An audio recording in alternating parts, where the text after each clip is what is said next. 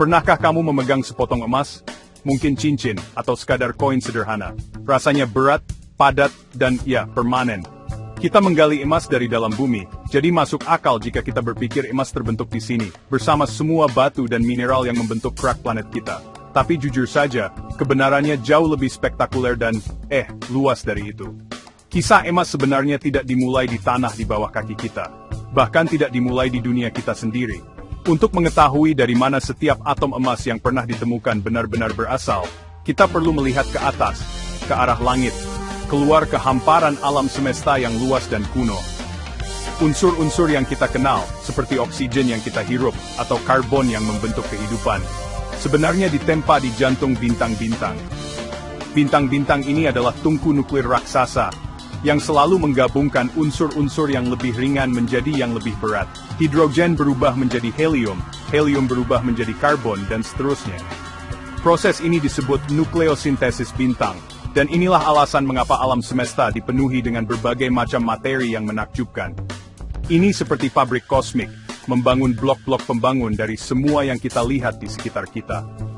Tanpa bintang, bahan-bahan dasar untuk planet dan kehidupan itu sendiri tidak akan ada dimanapun di alam semesta. Tetapi bahkan bintang-bintang yang paling masif pun memiliki batasnya.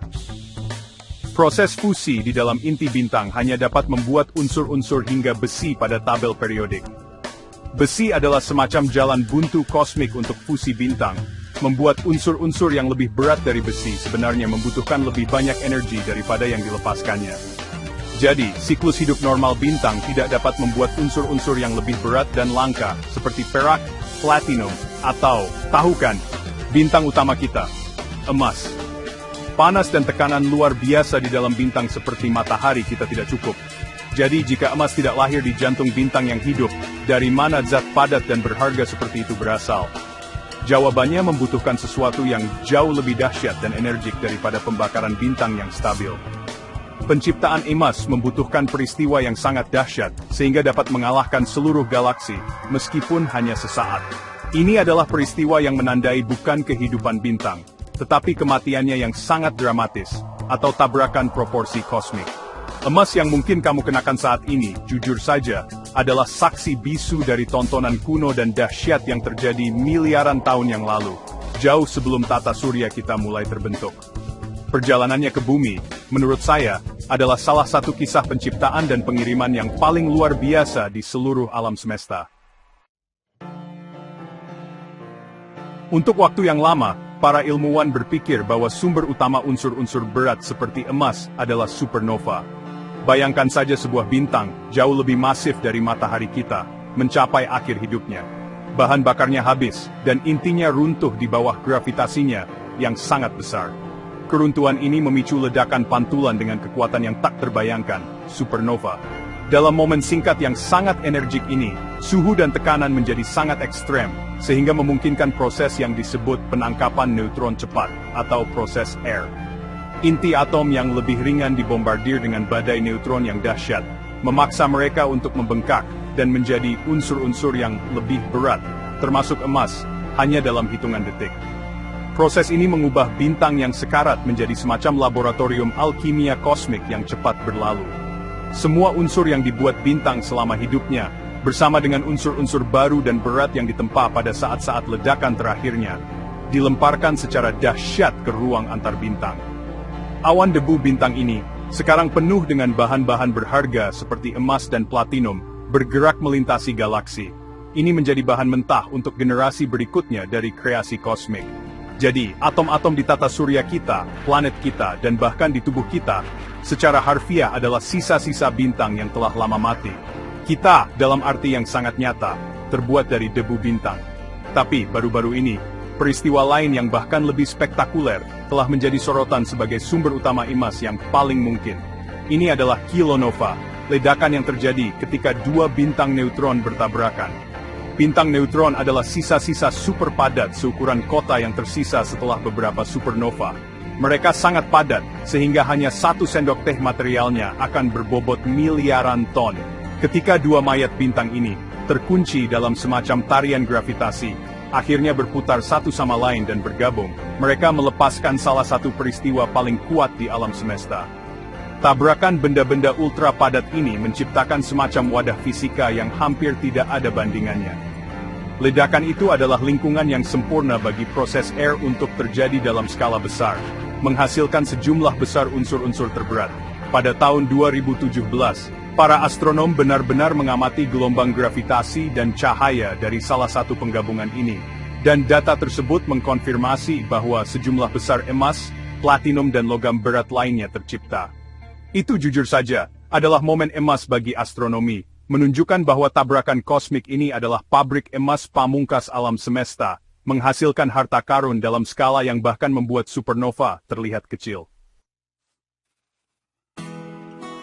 Jadi, kita sudah tahu bahwa emas ditempa dalam ledakan dahsyat bintang yang sekarat, atau tabrakan bintang neutron. Tapi bagaimana harta karun kosmik ini sampai dari peristiwa-peristiwa jauh itu, hingga terkunci di dalam batuan planet kita sendiri? Kisah ini berlanjut dengan pembentukan tata surya kita, sekitar 4,6 miliar tahun yang lalu. Emas yang suatu hari nanti akan berakhir di bumi. Pada waktu itu, hanyalah atom-atom yang tersebar mengambang di awan gas dan debu yang luas dan berputar.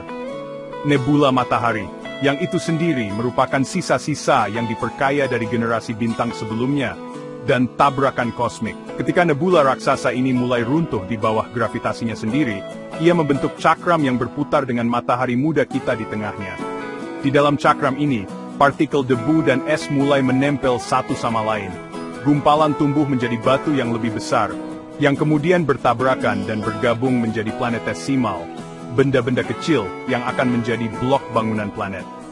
Selama masa kacau ini, unsur-unsur yang lebih berat seperti besi dan emas ditarik ke pusat massa yang tumbuh ini. Ketika bumi terbentuk, pada dasarnya ia adalah bola batuan cair, dan pemilahan gravitasi ini terus terjadi dalam skala planet. Pemilahan ini, yang disebut diferensiasi planet, memiliki konsekuensi besar bagi semua emas asli yang ada selama pembentukan bumi. Karena emas sangat padat, hampir semuanya tenggelam. Bersama dengan besi dan logam berat lainnya, ia ditarik oleh gravitasi jauh ke dalam inti planet. Emas yang merupakan bagian dari bahan bangunan asli bumi, sekarang tidak dapat dijangkau oleh kita, terkunci ribuan kilometer di bawah kaki kita di pusat yang cair. Jadi, jika semua emas asli ada di inti, dari mana semua emas yang kita tambang dari kerak bumi berasal? Jawabannya ada pada periode bombardir kosmik yang terjadi setelah bumi terbentuk dan intinya telah mengendap. Selama ratusan juta tahun, bumi muda dihantam oleh asteroid dan komet yang tersisa dari kelahiran tata surya. Beberapa asteroid ini, yang juga terbuat dari nebula yang diperkaya yang sama, mengandung emas dan logam mulia lainnya. Ketika batuan luar angkasa ini menabrak planet kita, mereka mengirimkan pasokan emas baru ke permukaan. Lapisan material yang terlambat ini, perlahan-lahan bercampur ke dalam kerak bumi dan mantel atas, menjadi endapan emas yang telah ditambang orang selama ribuan tahun. Perjalanan emas yang luar biasa, dari tempaan kosmik yang dahsyat hingga kerak planet kita, itulah yang membuatnya begitu langka dan berharga. Emas bukanlah unsur yang bisa dibuat oleh bumi. Setiap ons emas adalah impor dari luar angkasa, hadiah dari supernova yang telah lama menghilang atau tabrakan bintang neutron yang jauh. Jumlah total emas yang dikirim ke kerak bumi oleh dampak asteroid kuno itu, ya, terbatas. Kita berurusan dengan pasokan yang terbatas, dan itulah mengapa kelangkaannya menjadikannya simbol kekayaan dan kekuasaan di hampir setiap budaya manusia sepanjang sejarah. Coba pikirkan betapa mustahilnya semua ini.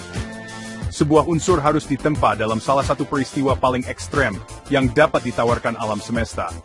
Kemudian, atom-atomnya harus melakukan perjalanan melintasi ruang antar bintang, menjadi bagian dari awan gas dan debu baru, dan akhirnya berkumpul menjadi asteroid. Asteroid itu kemudian harus berada di jalur tabrakan dengan bumi muda, selamat dari masuknya yang berapi-api melalui atmosfer, dan benar-benar mengirimkan muatan berharganya ke permukaan. Rantai kebetulan kosmik ini, jujur saja, sangat panjang dan spesifik, dan ini benar-benar membantu kita melihat mengapa emas tidak seumum unsur seperti silikon atau aluminium. Kisah asal-usul kosmik ini juga memberikan emas semacam keabadian yang unik. Atom-atom dalam cincin emas berusia miliaran tahun, jauh lebih tua dari bumi itu sendiri. Mereka selamat dari ledakan bintang yang akan menguapkan seluruh tata surya kita dalam sekejap. Mereka melakukan perjalanan melalui kehampaan ruang angkasa selama berabad-abad sebelum akhirnya menemukan rumah di planet kita.